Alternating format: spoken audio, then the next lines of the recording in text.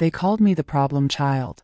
Not to my face, not exactly, but in the way my mother's voice dropped half a register whenever someone asked about me at a gathering, in the way my father would pivot the conversation toward my younger brother Marcus before the question had even finished leaving someone's mouth, in the way my own name felt like a footnote in a family that had decided long ago which of its children deserved the headline. My name is Nadia. I am 33 years old.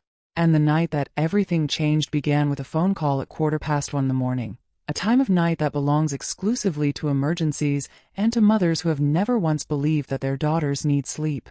She did not say hello. She never does.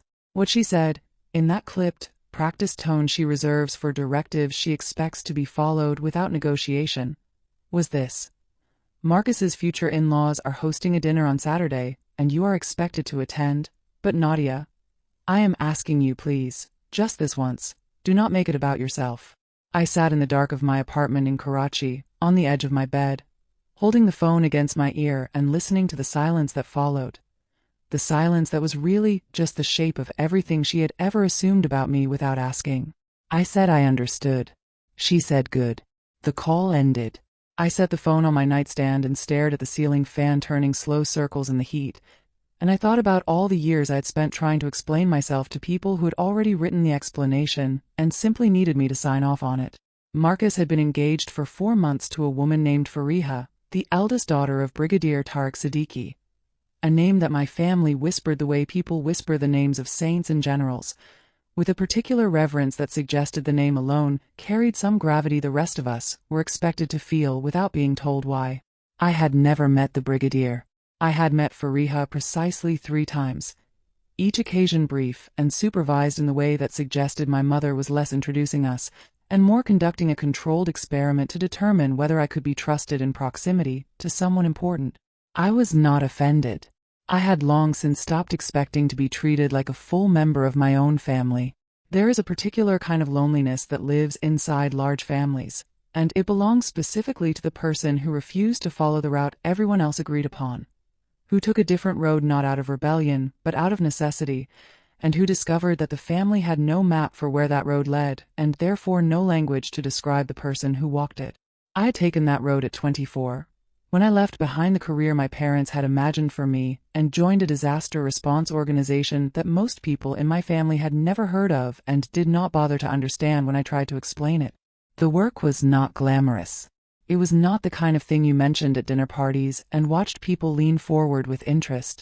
It happened in places without electricity, in tents that smelled of floodwater and kerosene, in coordination meetings on the back of pickup trucks because there was no building left standing that could hold one. It required everything you had and gave back nothing that could be displayed at a family gathering or narrated to friends with pride. So I stopped trying to explain it. And my family, with the efficiency of people who have already decided what they believe, took my silence as confirmation of what they had always suspected, that I had nothing worth explaining, that whatever I was doing with my life was simply a longer version of the disappointment they had always seen coming. There were years in that silence. Birthdays where the conversation at the table moved around me, like water around a stone. Eid gatherings where aunts asked about Marcus's promotions and then paused at me with expressions that tried to be kind and mostly managed to be pitying. Phone calls from my mother that covered everything happening in the family without once asking what was happening in mine. I had stopped filling in the gap a long time ago. If they did not ask, I decided I would not offer. And so the 2 versions of me existed side by side for years, the one my family carried in their heads, vague and disappointing, and the one that was actually out there in the world doing the work that needed to be done. The dinner was held at the Siddiqui family home in Defense Housing Authority, a house that announced its own significance quietly, through the quality of its silence, the kind that belongs to spaces where nothing cheap has ever been permitted to exist. I arrived in a dark green shower camise, nothing elaborate, because my mother had called twice that afternoon to remind me this was not an occasion for standing out. I had agreed without argument, because I had already decided that the easiest version of this evening was the one in which I said very little, ate what was placed in front of me, and allowed Marcus to have his moment without complication. He deserved that. Whatever distance had accumulated between us over the years, I still wanted good things for him, and I still believed he was, at his core, a decent person who had simply never been given any particular reason to look past the version of me our family had handed him. The house was full by the time I arrived. Relatives from both families arranged across several rooms in the careful social geometry of an important occasion. My mother found me within seconds of my arrival, the way she always finds me, as though she has a calibrated internal alarm for whenever I enter a space she is managing. She straightened the dupatta on my shoulders, looked me over with the expression of someone inspecting a package for damage, and said, "Simply behave." Then she moved me forward like a chess piece she was not entirely confident placing on the board. Fariha was warm and genuine in the way that some people simply are, without performance or effort, without the quality of warmth that announces itself and expects to be noticed. She held my hands when we were introduced and said she had heard a great deal about me, and I nodded, though I wondered privately what version she had received, whether it was the accurate one or the familiar edited one my family distributed at occasions like this, the one that left out every inconvenient detail. I suspected the latter. My family had been editing me for years, and they were practiced at it by now. The evening moved the way these evenings move, with food and formal conversation and the low, continuous hum of people presenting their best versions of themselves to an audience that is doing exactly the same thing. I stayed near the edges of every room I drifted through, speaking when spoken to, answering questions about my work with responses vague enough to satisfy without revealing enough to complicate, eating the biryani, which was genuinely excellent, and reminding myself at regular intervals that this night would end, I would be home before midnight, and none of it would have cost me more than a few hours. It was a manageable calculation. I had been making a version of it at every family event for almost a decade. And then the Brigadier entered the room, and the calculation changed. He came in without announcement and without ceremony, but with the particular quality of presence that certain people carry with them regardless of whether they intend to, the kind that causes a room to subtly reorganize itself around their arrival without anyone consciously deciding to do so. He was tall and straight-backed in the way of someone for whom posture had stopped being a choice decades ago and become simply the default shape of the body. Clothes cropped gray at the temples. Eyes that moved across a room with the steady and unhurried thoroughness of someone trained to take full inventory before settling attention on any single thing. He moved through the gathering without rushing, greeting people in turn with the practiced ease of a man who spent a long career in rooms full of people and learned how to make each person feel, briefly, like the only one in it. I watched him from across the room and thought, without particular feeling about it, that he was the kind of man my family would spend the rest of the evening quietly angling toward, adjusting their conversation and posture in whatever direction they imagined would earn his notice. I had no interest in earning anything from anyone that evening. I wanted only to complete the calculation and go home. He reached our corner of the room gradually. He shook Marcus's hand and said something that made Marcus laugh with the unguarded ease of genuine amusement rather than the performed variety. He inclined his head toward my mother with the formal, unhurried courtesy of a man who has spent time in settings where courtesy is a professional discipline. And then he turned toward me, and I prepared the brief and forgettable exchange I had mentally drafted. 45 seconds of pleasantries that would satisfy the requirements of the moment and leave no trace on either party. He looked at me and stopped. Not the polite pause of a man searching for a name. A full stop, deliberate and weighted, the kind that has actual texture to it, that you can feel physically at a distance of 3 feet. He looked at me the way you look at something retrieved from a very different drawer of memory, something that takes an extra moment to place because the context surrounding it has changed so completely that the mind needs time to build the bridge between where it was stored and where you are standing now. The conversation nearby did not cut off immediately. It tapered, the way sound tapers when a room's collective attention begins drifting towards something it has not yet identified. Fariha's aunt had been mid-sentence about catering logistics. She completed the sentence from habit and did not begin another one. My mother, positioned close enough that I could detect the shift in her breathing, had gone very still in the particular way of a woman who senses something departing from the script she has been carefully running all evening and does not yet know in which direction it is going.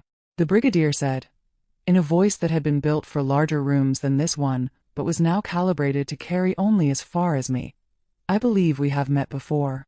I held his gaze. I said I was not certain. He tilted his head a fraction. The precise adjustment of a man consulting a memory he trusts completely. Then he said, "The flood relief operations. Northern Sindh, 3 years ago. There was an interagency coordination meeting at the secondary distribution camp outside Sucker. You were managing logistics for one of the civilian response teams. The convoy rerouting. The washed-out main road." He said it without theater or embellishment, the way he would have delivered it in a briefing room, with the clean and undecorated precision of someone reporting observed facts. "You rerouted the entire supply chain through the agricultural access roads and got medical supplies to 3 villages that had been completely unreachable for 11 days. The room was quiet now in the specific way rooms go quiet when they understand that something is happening at their center that they were not prepared for and do not know how to categorize. My mother produced a sound that was not a word, just an involuntary sound, the audible shape of a person encountering something they have no existing file for. Marcus had turned toward me with the slow deliberateness of someone realizing they have been looking in the wrong direction for a very long time. I had not told my family about Sucker. I had not told them about the 18 months I spent coordinating relief operations across rural Sindh after flooding that had displaced more people than most of the cities my family had ever visited. I had not told them about supply chains rebuilt from scratch on paper maps and phone networks because every digital system had collapsed in the first week, or about the arguments with administrators who wanted to follow procedure while children went without clean water, or about the specific night when a road washed out at 11 in the evening and I sat with a map and a phone and rerouted a convoy of 12 vehicles through back roads I had committed to memory from satellite images 3 days earlier, because I had understood by then that you learn the roads before you need them, not in the moment you discover the main one is gone. I had not told them any of it because they had not asked, and because the version of me they maintained required no revision with information that would have forced them to dismantle a narrative they had built carefully and found convenient. The Brigadier continued. His aide-de-camp, he said, had attended that coordination meeting and returned with a report containing a specific mention of the civilian logistics coordinator who had restructured the entire distribution system in under 48 hours using only manual methods after every digital tool had failed. He said he had referenced that individual in subsequent briefings as an example of clear operational thinking under severe resource constraints. He said that, in his experience, the most dependable people in a crisis are rarely the ones who speak most confidently about their preparation for one. He did not direct this toward my mother. He did not need to. The sentence knew its own destination. I thanked him quietly, because I had no interest in the moment expanding into theater, and because the work itself had never required an audience to be worth doing. Fariha came to stand beside me later.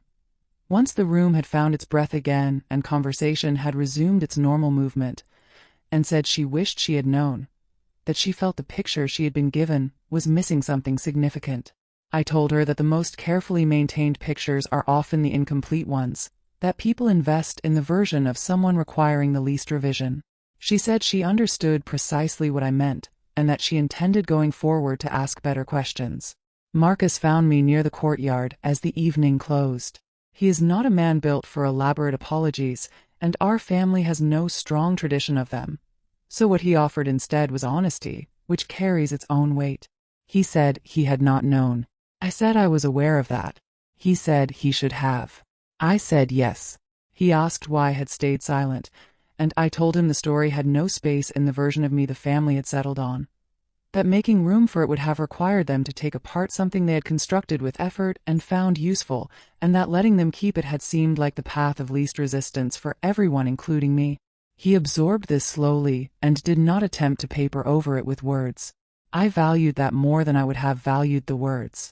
I got in a rickshaw and rode home through the city, through the noise and heat and the particular energy Karachi carries even at that hour, and I thought about the work in Sindh. The folding table covered in maps, the rain against the canvas, the convoy feeling its way through unfamiliar roads in the dark. I thought about how completely that work had existed on its own terms, requiring nothing outside itself to be real. I arrived home. I made tea. I sat by the window and felt something I had not felt in longer than I could easily name. Not pride. Something quieter and more durable than pride. the plain, unperformed satisfaction of a person who has stopped translating themselves for people who are not listening, and found that the world remained entirely real without their understanding of it. I did not know what the conversations ahead would become, whether they would grow into something that resembled genuine knowing or retreat into the comfortable distance my family had always preferred. I was willing to wait and find out. And I went to sleep, the deep and uncomplicated sleep of someone who has finally allowed a room to see them clearly, and understood that the seeing, when it arrived, rearranged the room far more than it rearranged the person standing in it. If this story reached something in you, pass it to someone who might need it, because the truth about a person finds its moment eventually, and when it does, the people who chose a smaller version of them are never quite able to unsee what they were missing.